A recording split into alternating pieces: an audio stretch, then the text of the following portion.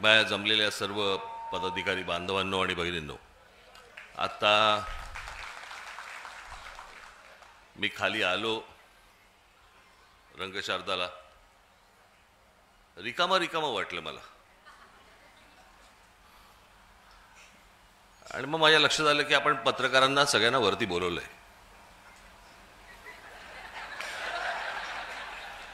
खाली कोणीच नव्हतं.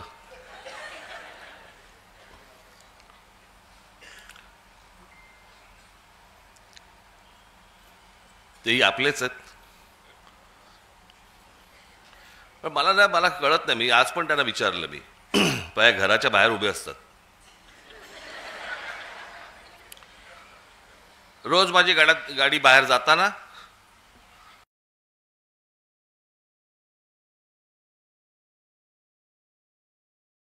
आणि गाडी परत घरामध्ये येताना सारखं शूट करतात. मी म्हटलं, अरे रोज एकच गाडी शूट करून करून कंटाळा कसा येत नाही तुम्हाला?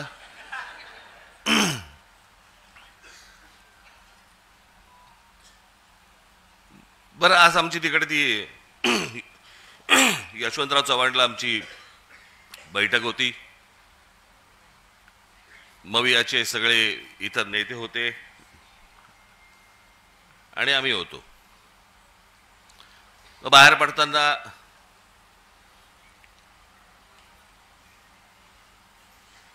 मी आणि उद्धव बाहेर पडलो.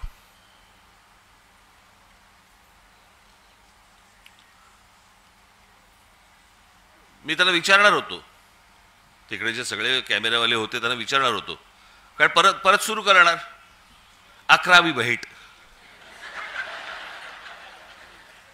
मोजतायत. आम्हीच विसरलो. बरं, आता सोडून द्या ना. आता उठणं बसणं तर होणार आहे, भेटणं होणार आहे, ते चालू राहणार आहे. मोजताय कसले? 9वी भेट, 10वी भेट, आणि ते किती वेळा दाखवणार? मलाच कंटाळा आला तर लोकांना किती कंटाळा येत असेल?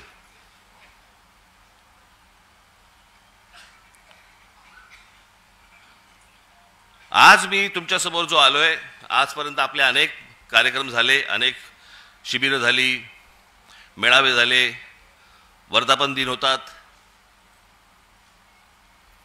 काही वेळेला संगीताचे कार्यक्रम असतात, काही वेळेला नाटक आपण ठेवतो, नाटकं ठेवतो, काही वेळेला इतर काही सांस्कृतिक कार्यक्रम असतात. असे विविध कार्यक्रम असतात ना. आज म्हटलं तुम्हाला जरा वेगळं दाखवावं. आज तुमच्यासाठी मी जादूचे प्रयोग आणलेत.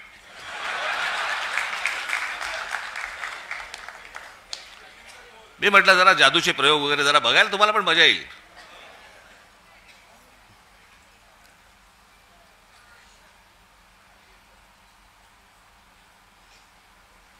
आता ज्याच्यासाठी म्हणून संपूर्ण देशभर जी प्रत्येक राजकीय पक्षाच्या मनात आणि प्रत्येक मतदाराच्या मनात जी शंका निर्माण झालेली आहे या देशाच्या निवडणुकांबद्दलची, त्याची एक गोष्ट तर तुम्ही सुरू केलेलीच आहे, दुबार मतदार याद्यांची. हे दुबार, 3 बार, 4 बार सगळं सुरूच आहेत. पण नुसतं तिकडे लक्ष ठेवून फक्त चालणार नाहीये तुम्हाला. जे मी 2017 पासून जे ओरडून ओरडून सांगतोय, त्यावेळेला मी जे बोलत होतो, आज जे बरोबर आहेत त्या राजकीय पक्षांनी गांभीर्याने घेतलं नाही. मी त्यावेळेला पण हेच सांगत होतो की मतदार याद्या तर आहेत, पण ही निवडणूक जी मशीन्स आहेत याच्याकडे तुम्हाला दुर्लक्ष करून चालणार नाही.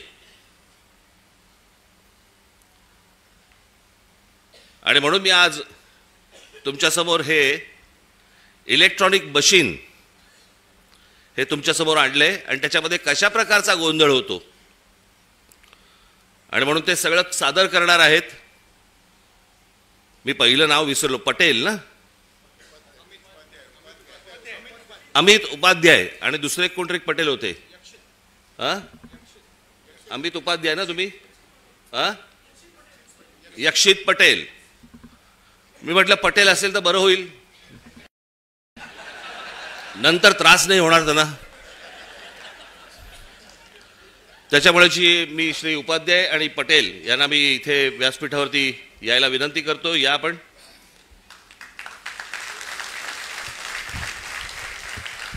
आणि आज संपूर्ण महाराष्ट्राचा सर्व पत्रकार मीडिया इथे आहे. आपणही, मी माझं बोलून झालं की इथे बाजूला जरा थांबणार आहे. त्यांचं पूर्ण झालं की मी परत आपल्या समोर येणार आहे. तर मला असं वाटतं आपण दोघांनी महाराष्ट्राला हे सर्व जादूचे प्रयोग एकदा दाखवावेत. कळलं का? आणि त्याच्यातनं सगळ्यांचे डोळेही उघडतील, लोकांपर्यंतही हे पोचेल. काय चाललंय महाराष्ट्रात आणि देशात हेही मला असं वाटतं सर्वांना समजेल, तुम्हालाही समजेल. त्याच्यामुळे ह्या गोष्टींकडे दुर्लक्ष करू नका. मी आपल्याला थोड्या वेळाने भेटतो. धन्यवाद. सुरू कर. आवाज येते? आवाज येते का? माझं नाव अमित उपाध्याय आणि मी EVM हटाव सेनातर्फे इकडे आमची बनवलेली डेमो EVM मशीन, ही EVM ही जी मशीन आहे ती आम्ही बनवलेली मशीन आहे. ही इलेक्शन कमिशनची मशीन नाही आहे. तर या डेमो मशीनमध्ये आम्ही इलेक्ट्रॉनिक आणि पेपर वोट दोघांची इकडे चोरी कशी होऊ शकते ते करून दाखवणार आहे. तर आम्ही हे कुठे क्लेम नाही करत आहे की अशी चोरी तिकडे झाली तशी झाली.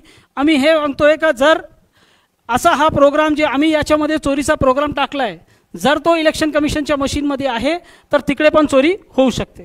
तर ही मशीन जी आहे ती राहुल चिमनभाई मेहता यांनी बनवलेली आहे आणि त्यांचा जो क्वालिफिकेशन आहे ते दिल्ली IIT पासून पासआउट सॉफ्टवेअर इंजिनियर आहेत आणि त्यानंतर जाऊन त्यांनी US मध्ये कम्प्युटर सायन्समध्ये मोठी डिग्री घेतली आहे. त्यांना ही चोरी जेव्हा समजली त्यावेळी हे डेमो मशीन त्यांनी बनवली आणि या डेमो मशीनमध्ये आता आम्ही थेट काम चालू करू आणि आपण काय चोरी कशी होऊ शकते ते बघू. आता हे डेमो चालू करण्याचा अगोदर हा आपला VVPAT आहे. VVPAT म्हणजे ज्याच्यामध्ये आपल्याला पावती दिसते. हा बॅलेट युनिट आणि कंट्रोल युनिट आहे. बॅलेट म्हणजे जिकडे आपण बटन दाबतो आणि कंट्रोल युनिट म्हणजे ज्याच्यामध्ये इलेक्ट्रॉनिक वोट जाऊन सेव्ह होतात. तर आपण इकडे चालू करू पहिला प्रकार. तर आपण बघू शकता बॅलेट युनिटमध्ये, मी कॅमेरामॅनला रिक्वेस्ट करणार का इकडे बघा, याच्यावर थोडं झूम केलं तर आता आपल्याला काय दिसतं इकडे 3 कॅन्डिडेट्स आहेत. एक आपला सफरचंद आहे, केळा आहे आणि कलिंगड आहे. आणि आपण आता डायरेक्ट वोटिंगला लागू. तर वोटिंग चालू करण्याच्या अगोदर मी सगळ्यांना दाखवतो पहिले हे VVPAT उघडून का VVPATमध्ये कुठलीही पावती नाही आहे. VVPATमध्ये पहिल्यापासून कुठलीही पावती नाही आहे, म्हणजे कुठलीही वोटिंग नाही झाली आहे.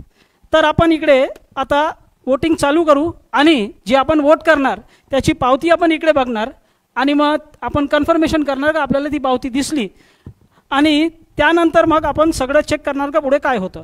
तर मी इकडे सगळे बघू शकता की मी केळ्याला मत दिलं आणि सगळ्यांना केळ्याची पावती दिसत आहे का कन्फर्म करा. मग आपल्याला केळ्याची पावती दिसली म्हणजे पहिला वोटर आला आणि त्याने केळ्याला मत दिलं आणि त्याला केळ्याची पावती दिसली. आता तो समाधानी झाला आणि तिकडून गेला तर आपण काय बोलू नाही शकत का काय त्याच्यामध्ये प्रॉब्लेम आहे.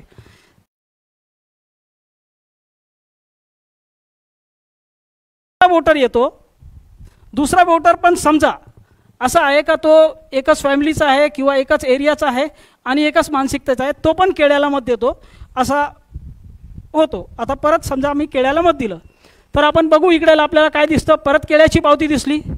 या प्रकारे 2 वोटर आले, दोघांनी केळ्याला मत दिलं आणि केळ्याची पावती पण बघितली. आता ते समाधानी होऊन गेले. त्यानंतर आपण काय करतो, आपण एक मत कलिंगडला देतो. आता कलिंगडला मत दिलं, आपण परत कलिंगडची पावती कन्फर्म करू.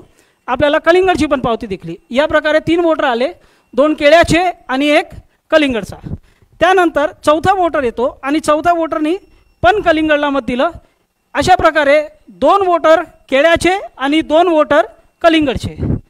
आता 4 वोट झालेत. आपण तिसरा कॅन्डिडेट जो आहे केळा सफरचंद, त्याला आपण 1 मत त्याला पण देऊ. मग आपण सफरचंदला पण मत दिलं. आता सफरचंदची पण पावती बघा. असे 5 वोटर आले. सगळ्यांनी आपला वोट केलं, 2 केळ्याचं, 2 कलिंगडचं आणि 1 सफरचंदचा.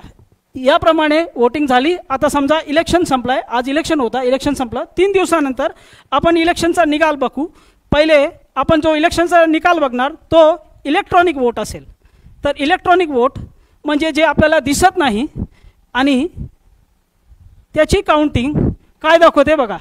मी कॅमेरामॅनला रिक्वेस्ट करणार का ते फक्त या LED वर झूम करा, तर सगळ्यांना तो निकाल दिसेल. निकाल असा येतोय का 3 वोट जे आहे ते सफरचंदाला भेटले आहेत, 1 वोट जे आहे ते केळ्याला भेटलं आहे आणि 1 वोट जे आहे ते कलिंगडला भेटलं आहे.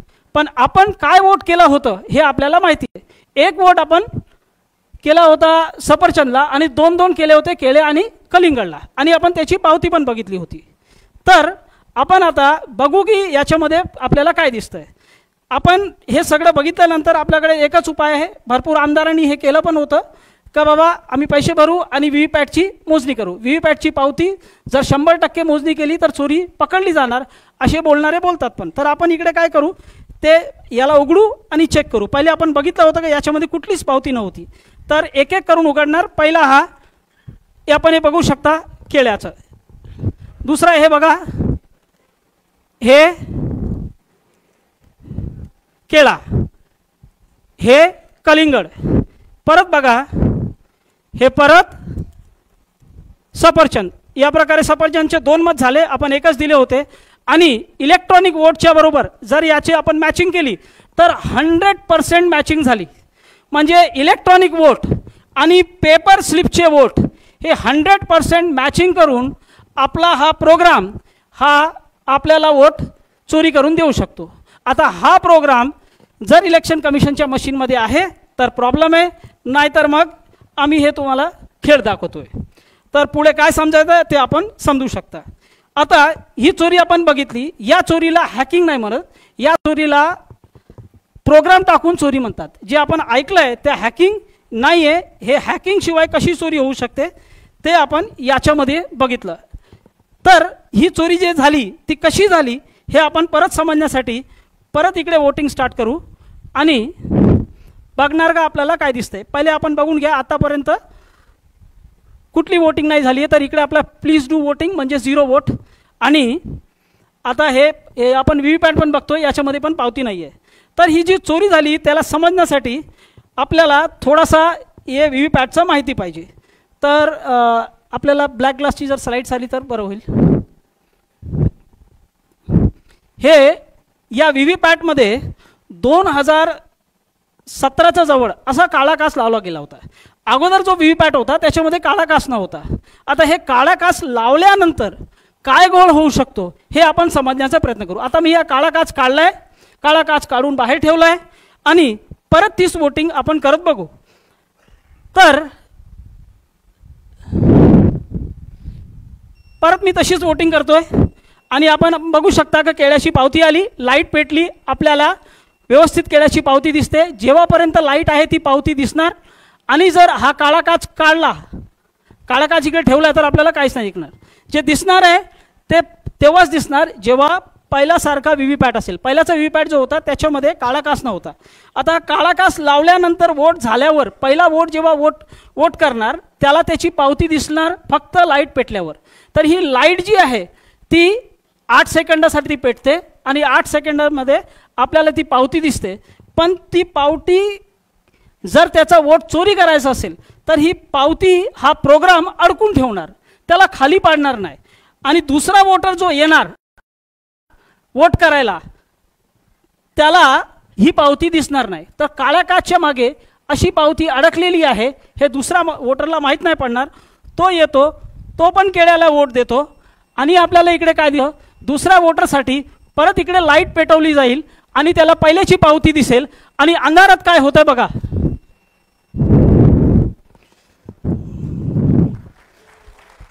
अंधारात काय होत आहे का त्यांनी सफरचंद मारला. मग हा जो कॉम्बिनेशन आहे चोरीचा त्या कॉम्बिनेशनसाठी हा काळा काच पाहिजे. लाईटची अवधी पहिले 15 सेकंड होती, त्याला 2017च्या वेळी कधीतरी 8 सेकंड केली गेली आणि हा काळा काच लावला. आणि त्या 8 सेकंडमध्ये तुम्हाला जी पावती दिसते ती पहिल्याची पावती आहे, तुमच्या अगोदरची वोटरची पावती आहे का तुमची पावती आहे ते माहीत नाही पडणार जर या काळा काचचा उपयोग केला गेला आणि जर असा चोरीचा प्रोग्राम टाकला गेला आहे EVM मशीनमध्ये. तर आमच्या मशीनमध्ये असा चोरीचा प्रोग्राम टाकला गेला आहे. आता आपण हे परत एकदा करून बघू.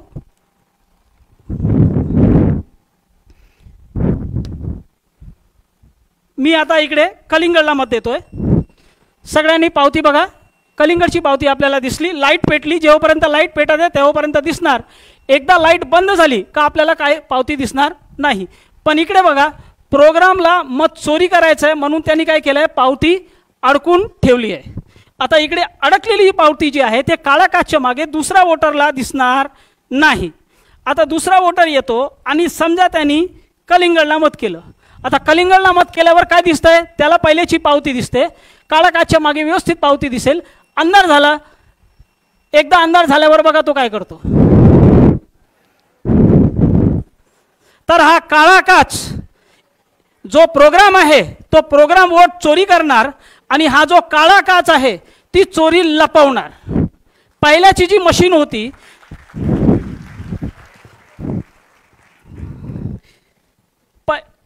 पहिल्याची जी मशीन होती त्याच्यामध्ये हा काळा काच न होता आणि त्याला वापरला गेला होता.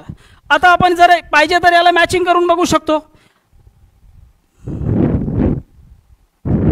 हे बघा, परत मॅचिंग झाली. 2 आपल्याला सफरचंद भेटले, 1 केळा भेटला, 1 कलिंगड भेटला आणि एक एक वोट जे आहे तो केळ्याचा आणि कलिंगडचा चोरी होऊन सफरचंदला गेला. आपण 4 वोट केले होते.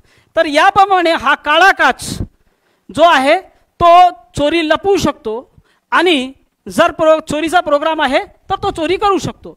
आता हा चोरीचा प्रोग्राम मी या मशीनमध्ये टाकला आहे. इलेक्शन कमिशनच्या मशीनमध्ये हा प्रोग्राम आहे नाही आहे मला माहीत नाही, सगळ्यांनी आपला गेस करू शकता.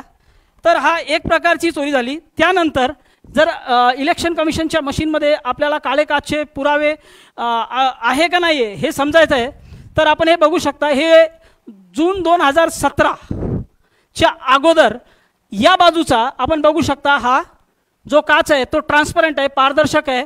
त्याच्यामध्ये 15 सेकंडसाठी लाईट नाही पेटली जरी किंवा 8 सेकंड जरी लाईट नाही पेटली तर पावती येताना, थांबताना, पडताना सगळं व्यवस्थित दिसणार. पण हा काच जो आहे त्या काचाचा मागे जेव्हा लाईट असेल तेव्हाच दिसणार आणि लाईट किती पेटायची, किती वेळ पेटायची आहे, पेटवायची आहे ते डिपेंड करणार प्रोग्रामवर. मग प्रोग्राम जर याला 8 सेकंडसाठी पेटवणार तर मग या प्रकारे चोरी होऊ शकते. तर आता आपण अजून जे थोडेसे पटापट पुरावे बघून घेऊ. तर हे एक व्हिडिओ आहे, ओरिजिनल EVM मशीनमध्ये वोटिंग झाली होती. आता आपण बघा, हे आपल्याला इकडे झालं, हे बटन दाबली, इकडे पावती येताना, थांबताना, पडताना काहीच नाही दिसते, फक्त लाईट पेटली. आता ही या माणसाच्या वोटची पावती आहे का याचा अगोदर कोणी वोट देऊन गेलाय ते माहीत नाही पडणार. मग आपल्याला व्यवस्थित हे 7-8 सेकंडमध्ये कळतं. हा आता हे सोलापूर विधानसभामध्ये उघड पडलेली एक व्हीव्हीपॅट मशीन होती. तर वरती आपण बघू शकता एक पारदर्शक काच आहे, 2 काच असतात, एक पारदर्शक काच आणि खाली आपल्याला काळा काच दिसतंय. म्हणजे इलेक्शन कमिशनच्या मशीनमध्ये असा काळा काच आहे. जर त्याच्यामध्ये हा प्रोग्राम पण आहे तर काय होऊ शकतो आपण समजू शकता. त्यानंतर आपण इकडे बघू शकता की हे 2024 लोकसभाच्या अगोदर अशी EVM मशीन मणिपूरमध्ये फोडली गेली होती. तर त्याच्यामध्ये आपल्याला दिसतंय का हा जो व्हीव्हीपॅटचा भाग आहे त्याच्यामध्ये काळा काच स्पष्ट दिसतोय. म्हणजे इलेक्शन कमिशनच्या मशीनमध्ये जो व्हीव्हीपॅट आहे त्याच्यामध्ये हा काळा काच आहे. आणि हा काळा काच का ठेवला गेला आहे ते इलेक्शन कमिशनचं असं म्हणणं आहे का जो भाग आहे ज्याच्यामध्ये आपण जाऊन वोटिंग करतो तो कंपार्टमेंटचा भाग, त्याच्यामध्ये जाऊन कोणी असा पीप करून 8 सेकंडसाठी असं बघितलं तर त्याला दिसलं नाही पाहिजे की काय पावती आली, तुमचा वोट नाही मत पडला पाहिजे. आता हे किती लॉजिकल आहे हे आपल्याला सगळ्यांनी त्याचा विचार करावा. Now we can go to demo 2. आता एक प्रकारे अजून चोरी होऊ शकते. समजा काळा काच याच्यामध्ये नाही, आता मी काळा काच काढून ठेवलाय. आता आपण दुसऱ्या प्रकारे इकडे चोरी करून बघू.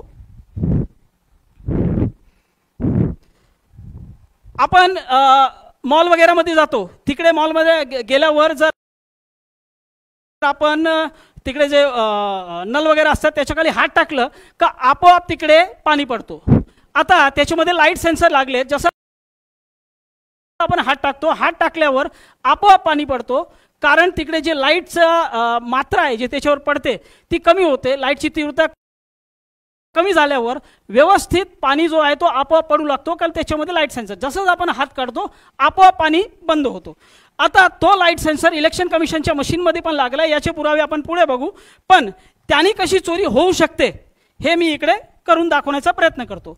तर आता इकडे समजा पहिला एक वोटर जो आहे तो येतो आणि इकडे उभा राहतो, तर हा वोटर आहे, याला वोटर समजा. आणि तो इकडे उभा राहून पहिला वोट करतो. आणि आपण बघा इकडे आपण वोट करू, केळ्याला वोट करू, काळा कास नाही आहे तरी कशी चोरी होऊ शकते. केळ्याला मत केलं आणि व्यवस्थित केळ्याची पावती आली, कारण वोटर तिकडे उभा आहे आपली पावती बघण्यासाठी. हा इकडे आम्ही इकडे लाईट सेन्सर लावला आहे, त्या लाईट सेन्सरच्या समोर इकडे हा वोटर म्हणून उभा होता. तर जर इलेक्शन कमिशनच्या मशीनमध्ये असा प्रोग्राम आहे का 4 सेकंडच्या आत वोटर तिकडून निघून जातोय, म्हणजे वोटर तिकडे आला, बटन दाबतो, त्याच वेळी व्हीव्हीपॅट तिकडे मोजणी करतो का लाईट किती आहे. आणि 4 सेकंडचा आत जर प्रोग्रामिंग 4 सेकंडची येतं, 4 सेकंडचा आत वोटर जर तिकडून निघून जातो, तर तिकडे त्याला बघण्यासाठी कोणी नाही आहे. इलेक्ट्रॉनिक आणि पेपर वोट दोघं तिकडे चोरी होतील. आता तसा वोटर आता इकडे काय केलाय, तो निघून गेलाय. वोटर मी इकडे बाजूला ठेवलाय, सेन्सरच्या समोर कोणीच नाही आहे. बटन दाबल्यानंतर वोटर तिकडे थांबत नाही आहे. आणि काय होते ते बघू. तर मी परत केळ्याला मत देतोय. आता परत केळ्याला मत दिलं तर बघा काय येत आहे. वोटर तिकडे थांबला नाही आहे, सेन्सरच्या समोर कोणीच नाही आहे, केळ्याच्या ठिकाणी सफरचंद आला. हे कसं काय झालं, कारण याच्यामध्ये अशी प्रोग्रामिंग आहे तर वोटर जर तिकडे थांबत नाही आहे, 4 सेकंडचा अगोदर निघून गेला, त्याच्या अगोदर मी पावती काढणार नाही.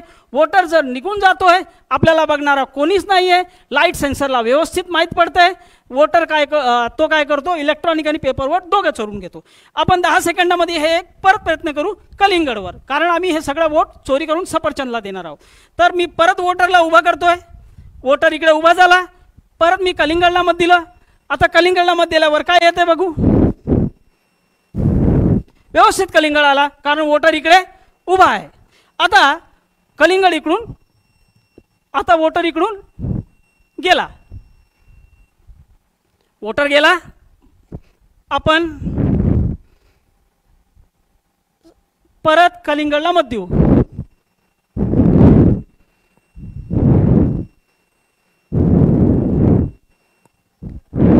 सफरचंद. तर हा प्रोग्राम चोरीचा आहे, पण त्या प्रोग्रामला जी मदत पाहिजे तर याच्यामध्ये लागलेला लाईट सेन्सरची पाहिजे. पण इलेक्शन कमिशनचा जो व्हीव्हीपॅट आहे त्याच्यामध्ये लाईट सेन्सर आहे का, आम्ही चोरी दाखवण्यासाठी उगीच बोंबा मारतो आणि याच्यामध्ये सेन्सर लावला आहे. पण इलेक्शन कमिशनच्या मशीनमध्ये सेन्सर आहेत, याचे पुरावे आपण बघू. हे इलेक्शन कमिशनचा स्वतःचा मॅन्युअल आहे, त्यांनी आपल्या हातातून लिहिलेला मॅन्युअल आहे. त्याच्यामध्ये हे जे रेड मार्क केलं, रेड बॉक्स बनवले, त्या रेड बॉक्समध्ये असं लिहिलं आहे का ट्रेनिंग देताना जे प्रशिक्षण घ्यायला येतात इलेक्शनच्या अगोदर सरकारी कर्मचारी, त्याशिवाय जे वोटर्स आहेत त्यांची पण ट्रेनिंग होते. हे सगळे करताना हा जो बॉक्स आहे, ही जो व्हीव्हीपॅट आहे, त्याच्यावर लक्ष द्यायचं आहे का त्याच्यावर डायरेक्ट हॅलोजन लाईट किंवा सूर्याचा प्रकाश नाही पडला पाहिजे. जर तसा लाईट त्याच्यामध्ये पडला तर हा एरर मोडमध्ये जाऊन बंद होईल, असं याच्यामध्ये स्पष्ट लिहिलं आहे. तर एक निर्जीव वस्तूला कसं माहीत पडणार का बाबा माझ्यावर लाईट पडते. आपल्याला आपण जे आहेत आपल्याला माहीत पडू शकतो, आपण सजीव आहे, पण तो निर्जीव आहे. तर त्याच्यामध्ये लाईट सेन्सर लागला आहे, तेव्हाच त्याला माहीत पडणार का त्याच्यावर लाईट पडते, आणि त्याप्रमाणेच तो आपोआप एरर मोडमध्ये जाऊन बंद होईल, तो लाईटला घाबरतो. आता आपण अजून थोडेसे पुरावे बघू. हा इलेक्शन कमिशनचा जो मॅन्युअल होता त्याचे पुरावे घेतले.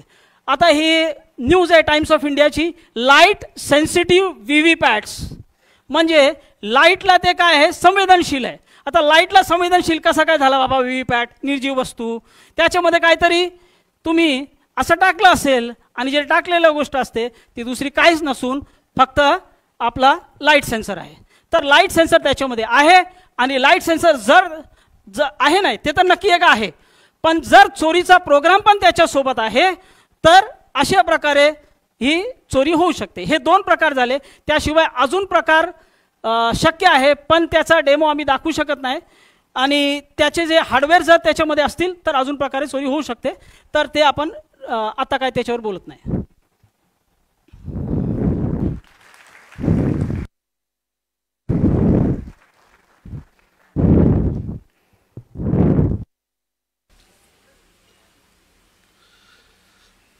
पाहिलंत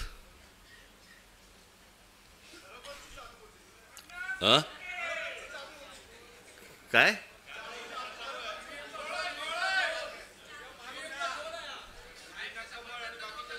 म्हणून तुम्ही जर लक्ष नाही दिलं ना तर हातात केळच येणार.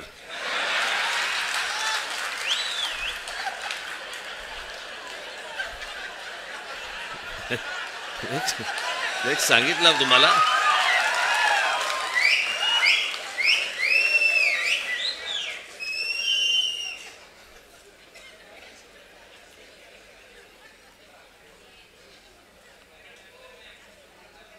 हे आपण गेले अनेक वर्ष आपण ही ओरडून ओरडून सांगतोय.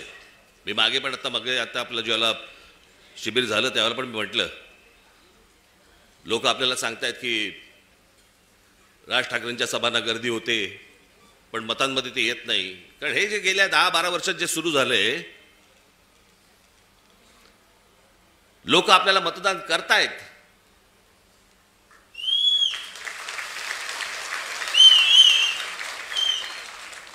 पण ह्या सगळ्या भानगडीमधनं आपल्याला दरवेळेला पराभव पत्करावा लागतो.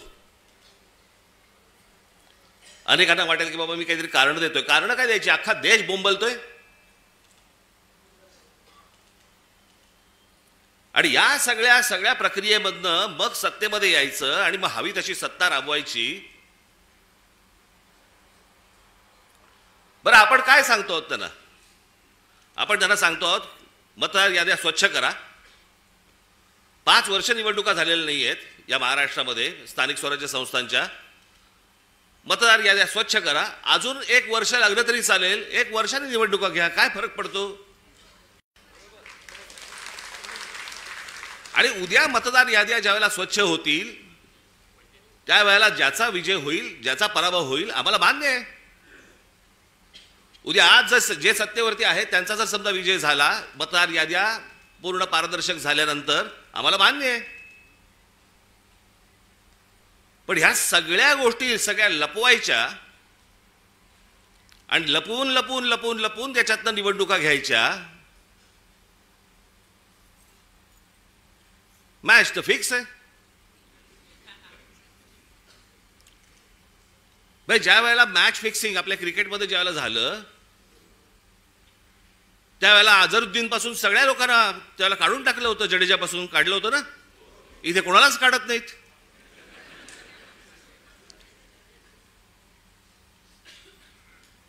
मुख्य निवडणूक आयुक्त काय सांगतात म्हणे, सीसीटीव्ही कॅमेरामधलं जे काही शूटिंग आहे ते म्हणे प्रायव्हेट आहे. प्रायव्हेट काय काय काय त्यांनी शब्द वापरला? हा, त्याची प्रायव्हसी. प्रायव्हसी कसली आली? एखादा माणूस मतदान कुठे करतोय, मत कुठे देतोय, ही प्रायव्हसी असू शकते. मतदार कसा प्रायव्हसी त्याची असेल जपायची? आम्हाला माहिती आहे की मतदार कोण आहे ते. जे पटत नाहीत, जे पचत नाहीत असे कोणते तरी उत्तर द्यायची आणि त्या सगळ्या भानगडीमध्ये या सगळ्या निवडणुका घ्यायच्या आणि मग सत्तेमध्ये आल्यानंतर वेडवाकडं कसंही वागायचं. जे मी त्या दिवशी तुम्हाला सांगितलं तसं या सगळ्या राज्यांवरती, ह्या सगळ्या शहरांवरती त्यांचा सगळ्यांचा डोळा आहे. बाकीचे सगळे तर गेलेच आहेत घरंगळत. आजची बातमी, आजची किती आपण आपला सगळा स्वाभिमान किती घाण टाकायचा, याला काही मर्यादा? ते कुठे आणले पेपर आहेत ते?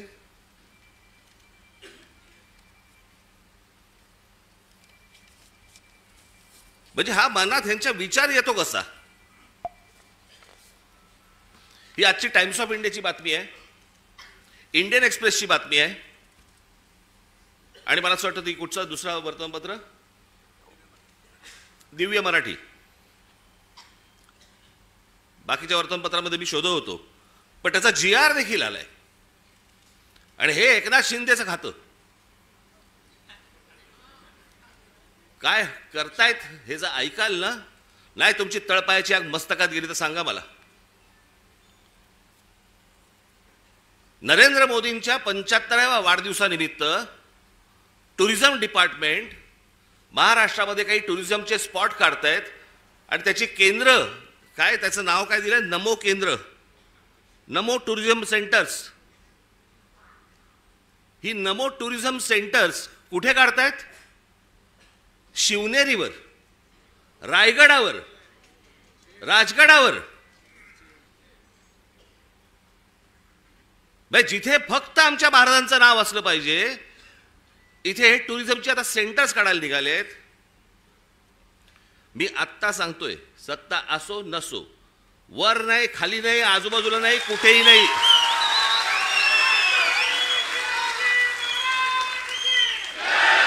उभं केलं की फोडून टाकणार.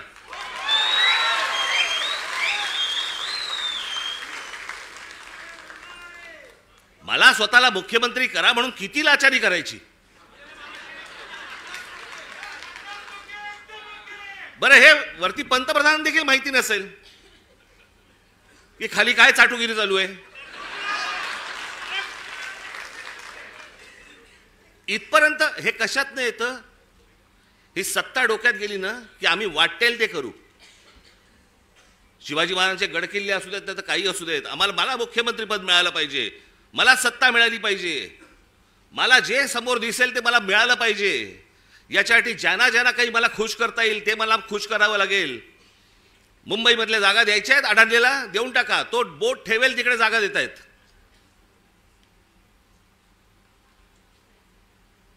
हे सगळं येतं सत्तेतून, सत्ता येते याच्यातून. म्हणून तुम्हाला बारीक लक्ष ठेवायला लागणार आहे.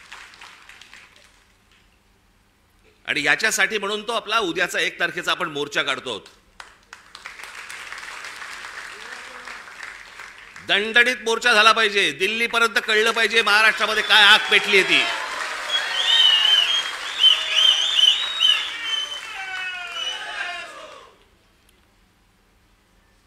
शिवाजी पार्क सारखी ती परिस्थिती नाहीये तिकडची. त्याच्यामुळे तिकडे बसेस किती तिकडे जाऊ शकतात वगैरे मला माहिती नाहीये. पण माझी तुम्हाला, माझ्या खास करून माझ्या महाराष्ट्र सैनिकांना, मी आज हे आमचे चॅनलचे सगळे बांधव भगिनी आले त्यांच्या मार्फत मी माझ्या सर्व महाराष्ट्रातल्या सर्व मतदारांना, माझ्या महाराष्ट्र सैनिकांना सर्वांना मी सांगतोय की या मोर्चात सामील व्हा. महाराष्ट्रामध्ये काय प्रकारचा राग आहे हा या मोर्चामधून तुम्ही दाखवा. तो व्यक्त करण्यासाठी म्हणून तुम्हाला तिकडे यावं लागेल, सर्वांना यावं लागेल. आज नोकरी होती, बॉसने नाही सांगितलं, बॉसला मारा.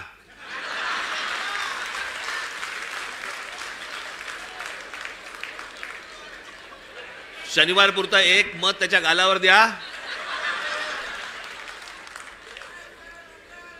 आणि मला असं वाटतं तुमचा बॉस पण मतदारच असेल, त्यालाही घेऊन या.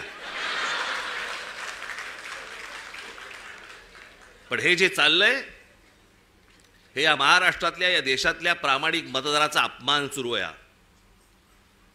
तो मतदार उन्हातानामध्ये रांगेमध्ये उभा राहतोय, त्यांना ज्याला हवंय त्याला तो मतदान करतोय. पण येणारे जर समजा रिझल्ट समजा विचित्र लागणार असतील तर मला असं वाटतं की त्याच्या तो मताचा अपमान आहे. हे सगळं सुधारलं पाहिजे, हे सगळं नीट झालं पाहिजे. या देशातल्या निवडणुका पारदर्शक पद्धतीने झाल्या पाहिजेत. उद्या जय कोणाचा पराजय कोणाचा आहे ते निवडणुकीनंतर बघता येईल, पण निवडणुका तरी पारदर्शक झाल्या पाहिजेत. अहो, हे मशीन्स तर कुठेच नाहीत जगात. अमेरिकेसारख्या देशामध्ये, सगळ्या पुढारलेल्या देशांमध्ये आजही तिथे बॅलेट पेपरवरती सगळे मतदान होतात. 3-4 देश आहेत जिकडे वोटिंग मशीन वापरलं जातं, तेही कुठे? आफ्रिकेत. पण जेवढे म्हणून पुढारलेले देश या जगामध्ये आहेत त्या सगळ्या ठिकाणी बॅलेट पेपर वापरला जातो. बरं, हे मी एकटा नाही बोलत आहे, हे पंतप्रधान नरेंद्र मोदी देखील बोललेत. त्यांचाही एक व्हिडिओ माझ्याकडे आहे, माझ्याकडे खूप आहेत.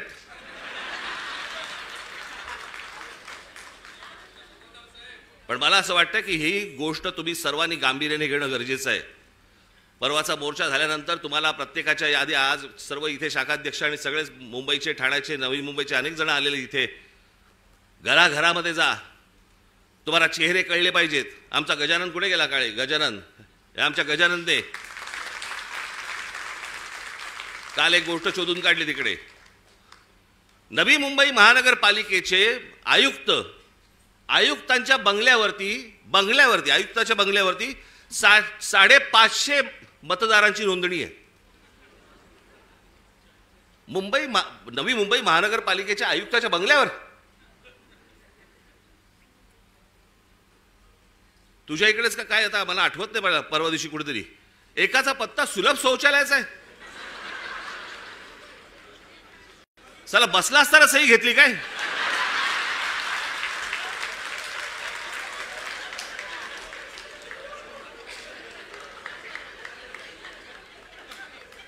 काहीही सुरू आहे. आणि मला असं वाटतं हा काही पोरखेळ नाहीये.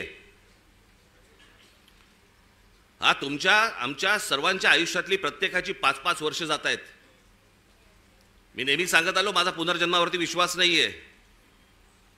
या जन्मामध्ये ज्या काही गोष्टी आहेत तुमच्या, या महाराष्ट्राचं भलं झालं पाहिजे, या महाराष्ट्राचं काही चांगलं झालं पाहिजे, याच्यासाठी म्हणून मी स्वप्न पाहतोय, तुम्ही स्वप्न पाहतात. आणि त्या स्वप्नांची जर राख रांगोळी जर समजा ही मशीन्स करणार असतील, काय उपयोग आहे निवडणुकांना? आणि म्हणून मला तुम्हाला फक्त सांगायचं आहे की परवाच्या मोर्चाला तर दणदणीतपणे तुम्ही याच, पण त्याच्यानंतर घराघरामध्ये जाऊन तुम्हाला चेहरे कळले पाहिजेत, कोण मतदार आहेत, कोण उतरतायत, कोण जात आहेत.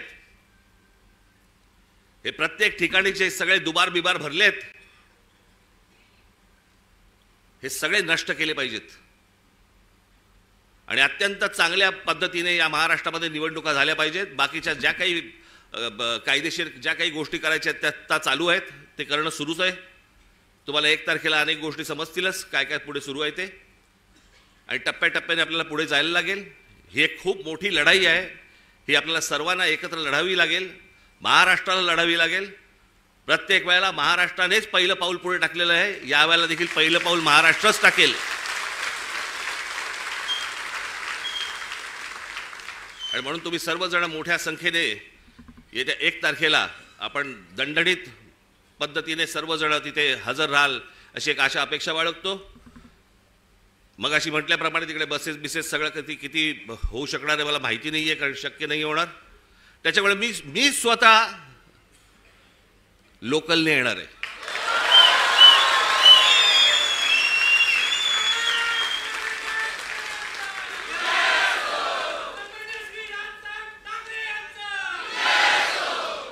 मागे एकदा मी डोंबिवलीवरनं आलो होतो. जातानाच मी खूप वर्ष झाली त्याला, बरेच वर्ष झाली त्याला, 3-3.5 तास लागले हो मला डोंबिवलीला पोहोचायला.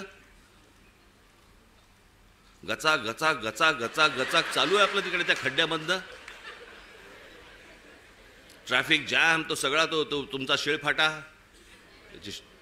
तिथे पोहोचलं की तो शिळफाटा फाट्यावरच मारतो.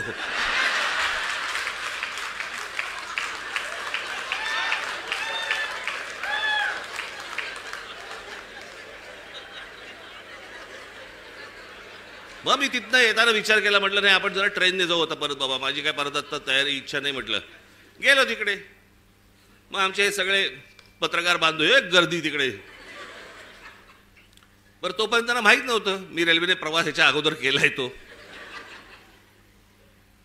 मी जवळपास 2 वर्ष मी जे स्कूल ऑफ आर्टला जाताना मी हार्बरने जायचो. त्याच्यामुळे डबे कुठचे येतात वगैरे मला नीट माहिती होतं. मी उभा होतो, गाडी हळू झाली, मी बघितलं लेडीज डबा, महिलांचा डबा होता. हे सगळेजण ताबाताबात होते, सगळे कॅमेरे बिमेरे पत्रकार सगळे. मी आपलं जाताना फक्त एवढंच केलं, हे सगळेजण त्या महिलांच्या डब्यात शिरले, मी मागच्या डब्यात शिरलो.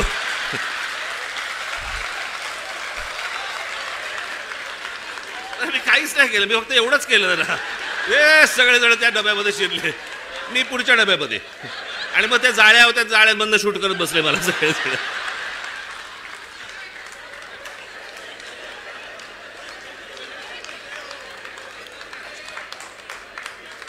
असो, तर मला काय सांगायचंय माझ्या पत्रकार बांधवांना समजलं असेल. 1 तारखेला विनाकारण गर्दी करू नका. तर मी 1 तारखेला तिकडे येणार आहे. रेल्वेने मी खूप अगोदरच पोहोचणार आहे तिथे, लवकर येऊन थांबणार आहे तिकडे. कुठे थांबणार ते सांगणार नाही तुम्हाला, पण अगोदर येणार. तुम्ही सगळेजण जोरदार तयारीला लागा. 1 तारखेला तर या, पण त्याच्यानंतर प्रत्येकाला घराघरामध्ये जाऊन सर्व मतदारांना आपण भेटा, त्यांच्याशी बोला, मतदार यादीमधलं नाव सगळ्यांची चेक करा. आणि मग जेव्हा कधी निवडणुका होतील, जेव्हा कधी काय होतील, त्यावेळेला आपण निवडणुका लढू. तोपर्यंत आज जे पाहिलंय ते घराघरापर्यंत पोहोचवा. धन्यवाद. जय हिंद, जय महाराष्ट्र.